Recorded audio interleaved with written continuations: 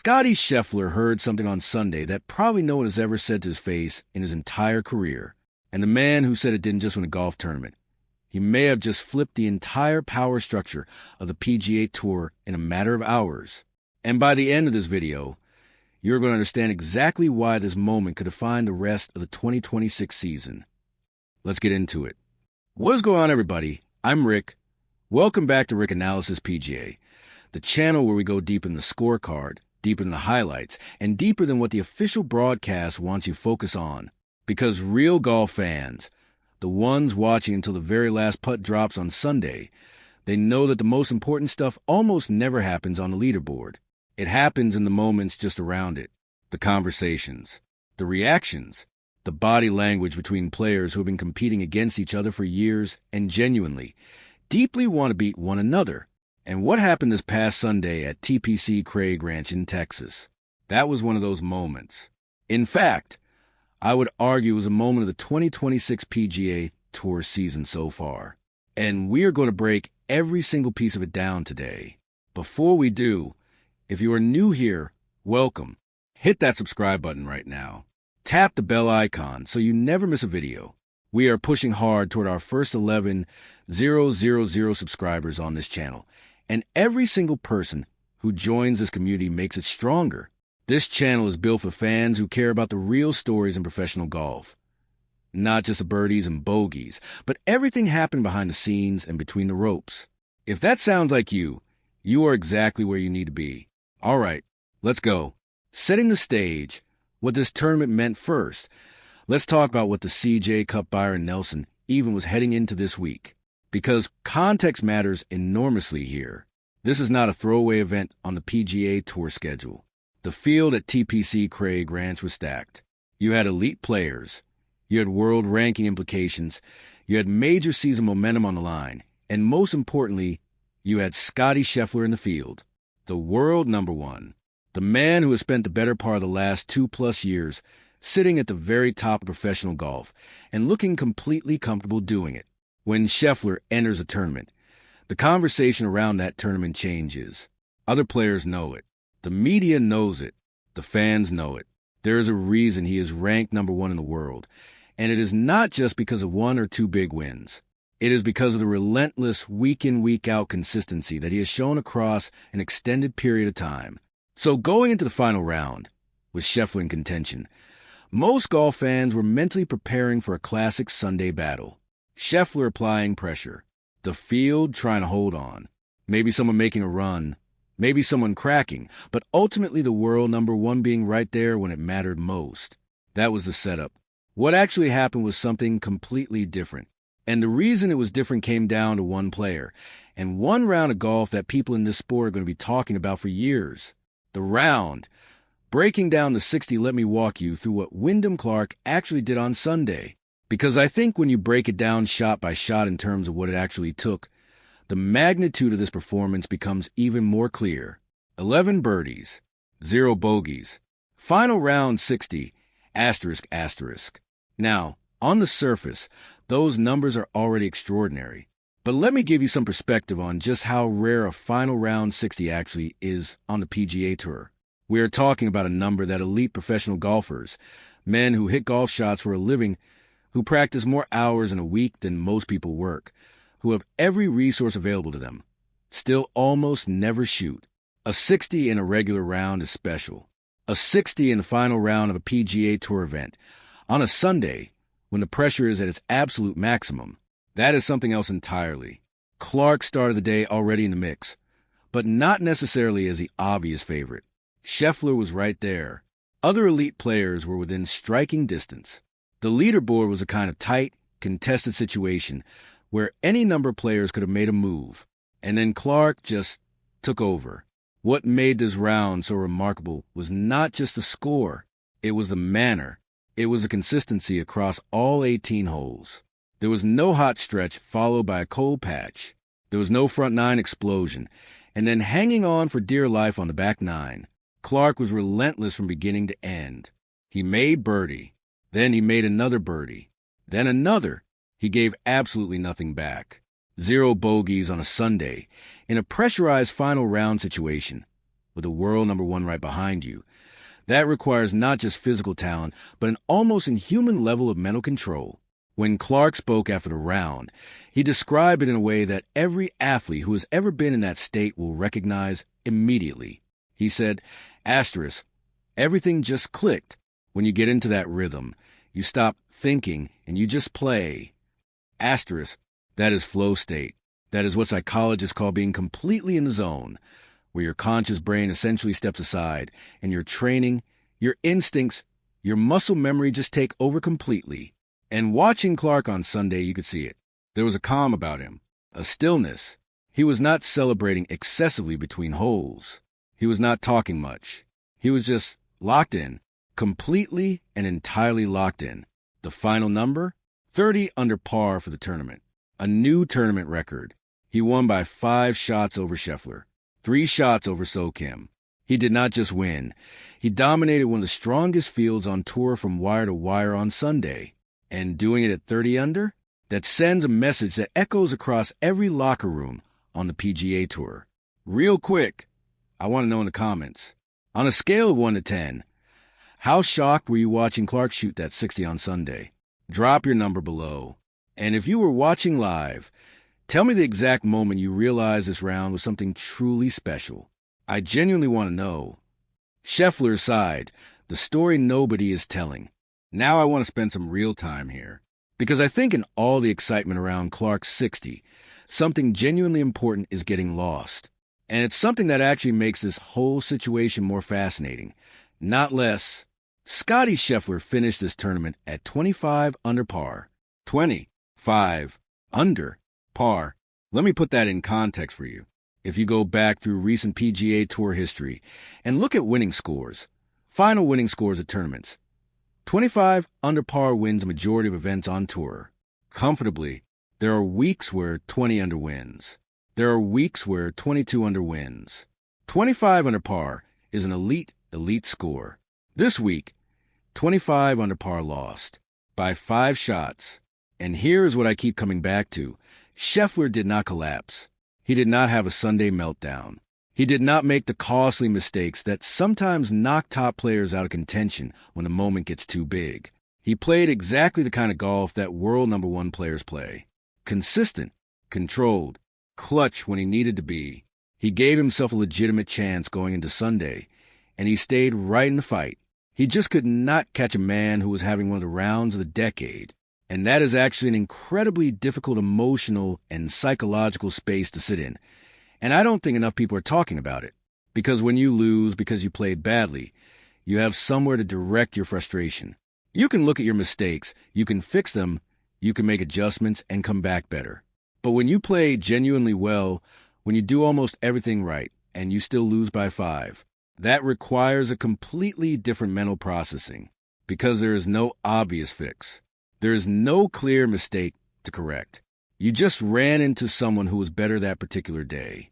Scheffler has handled that kind of situation before and handled it with total class. He is not someone who makes excuses. He is not someone who deflects blame. He takes the loss, he processes it, and he comes back the next week. But this week, something happened near the scoring area that made the processing considerably more complicated. The comment, word for word, and what it really means, here it is. The moment after the round, Scheffler walks over toward the scoring area. Clark is nearby, and Scheffler, being professional he is, goes over to offer his congratulations. Completely normal, completely expected. That is what elite competitors do, even when the loss stings. But then Clark says something that nobody, and I mean nobody, was expecting. According to Scheffler himself, who confirmed this publicly and on the record, Clark smiled and said something along the lines of, "You're not the same anymore, man. Now you're just chasing leaders." Take a breath, because that sentence is doing a lot of work. Let's unpack it word by word. You're not the same anymore.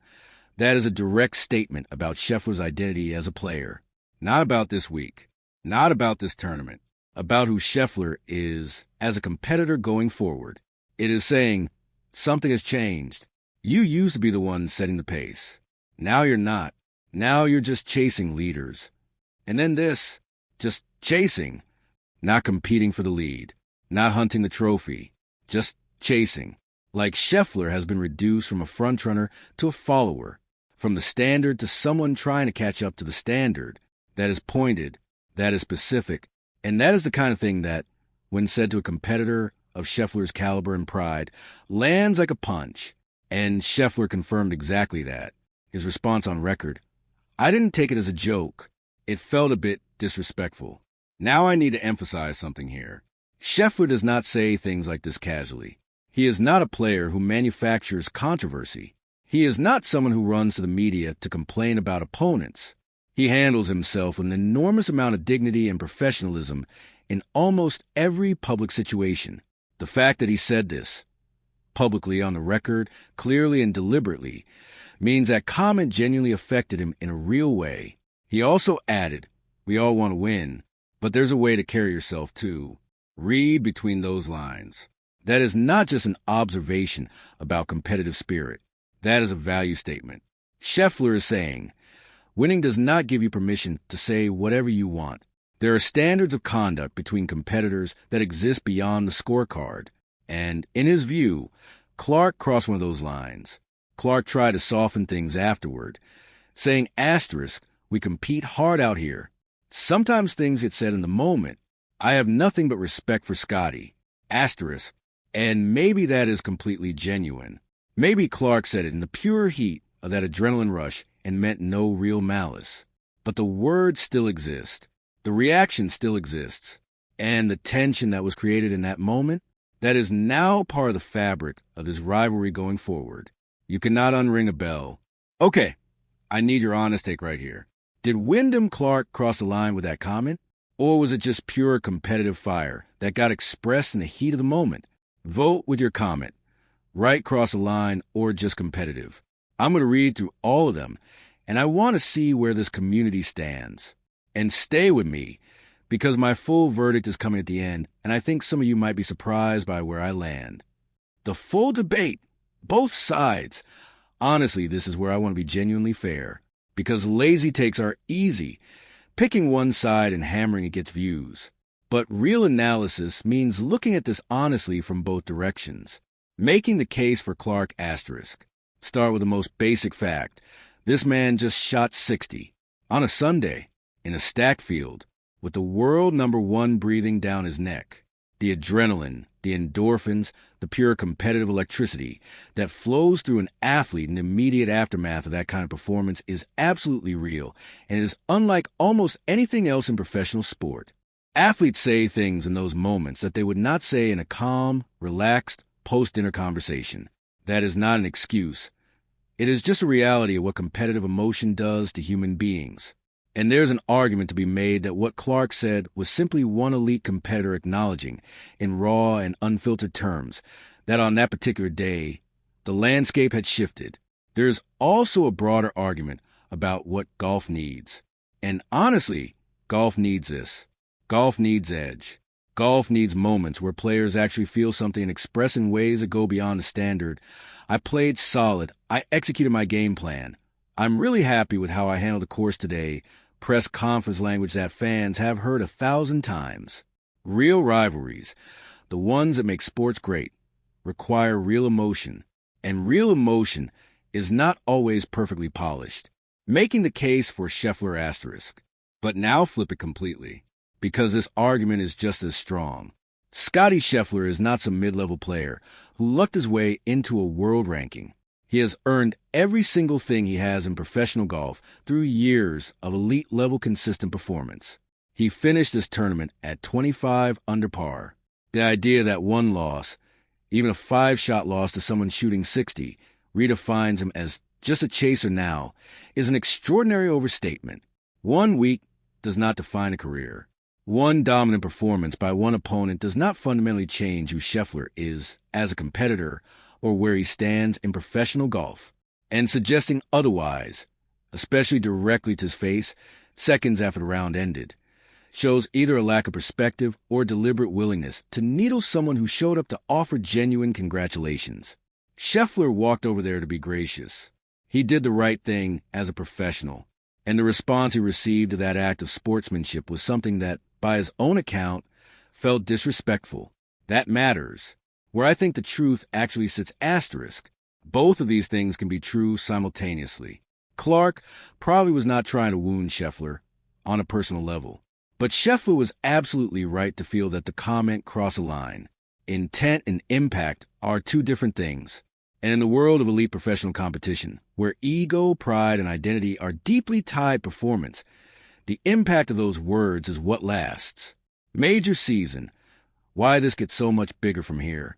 Now let's zoom all the way out, because here is where the story gets genuinely exciting heading forward.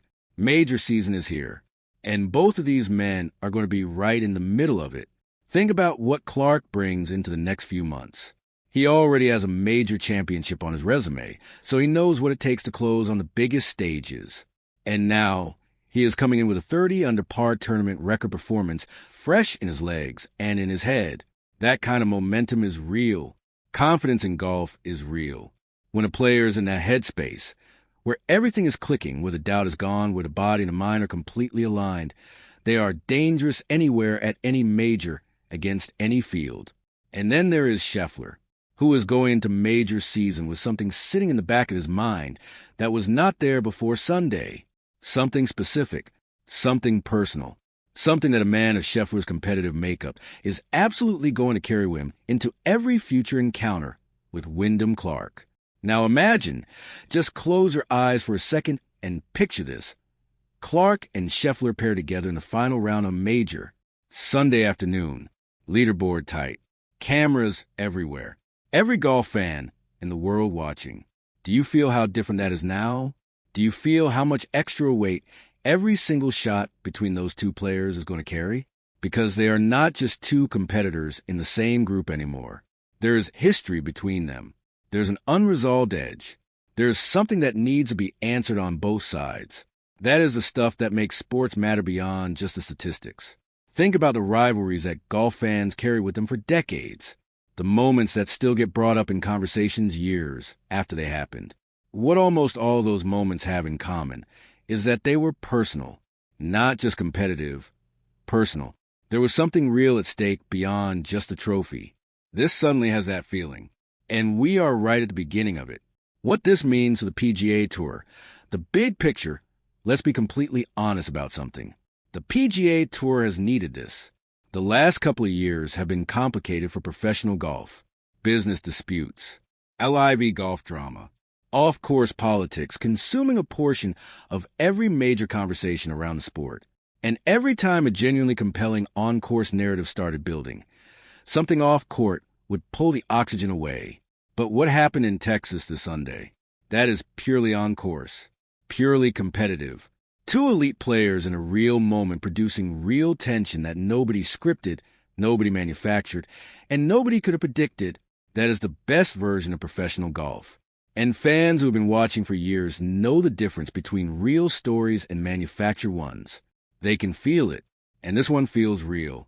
Because Clark genuinely seems like a man who was in an extraordinary zone and expressed it in a raw, unfiltered way. And Scheffler genuinely seems like a competitor who processed that comment in a very real, very human way and is now carrying it forward. Neither of them is performing for the cameras here. This is actually happening. And if we get what I think we're going to get, these two players competing against each other multiple times over the next few months, potentially in the same groups, potentially on the same leaderboard on Sunday afternoons, then the PGA Tour has the beginning of something that fans are going to talk about for a very long time. Last question before my final verdict, and I want your most honest answer. If Clark and Scheffler end up paired together on a Sunday at a major this year, U.S. Open, Open Championship, PGA Championship, who wins? Drop Clark or Scheffler right now in the comments. I am going to go through every single response. And then, right now, here's exactly where I stand. All right, here is my complete final, honest take on everything that happened this week. Wyndham Clark 6-0 was one of the great final round performances in recent PGA Tour history. Full stop. No qualifiers. It was brilliant golf, brilliantly executed, at exactly the right moment. And the 30 under tournament record speaks for itself. The comment he made to Scheffler, I think Clark went one step too far. Not because confidence is wrong. Not because expressing competitive emotion is wrong. But because the context matters. Scheffler walked over to congratulate him. That was a gracious act from a competitor who had every right to feel frustrated. And the response to that graciousness being something that Scheffler himself described as disrespectful, I think that crossed a line, even accounting for adrenaline.